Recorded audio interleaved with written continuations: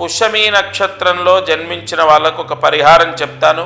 పుష్యమి నక్షత్రంలో జన్మించిన వాళ్లకు ధనయోగం, ఉద్యోగ యోగం, విద్యా కటాక్షం తదితర యోగాలు, గృహయోగం ఇత్యాది యోగాల కోసం పుష్యమి నక్షత్రం వాళ్ళు ఆషాఢ మాసంలో ఈ పరిహారం చేసుకోవాలి.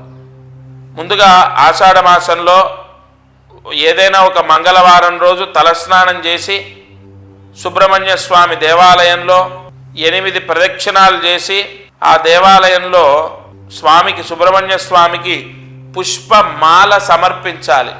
యోపాం పుష్పం వేద పుష్పవాన్ ప్రజావాన్ పశుమాన్ భవతి. ఈ పరిహారం చేస్తే పుష్యమి నక్షత్రం వాళ్లకు పుష్పమాల సుబ్రహ్మణ్య స్వామి శరీరం పైన ఉండాలి. మీరిచ్చిన మాల ఆయనకు సమర్పించాలి. ఈ పరిహారం చేస్తే మీకు తప్పకుండా కలిసి వస్తుంది. మీరు కోరుకున్న కోరికలు సిద్ధిస్తాయి.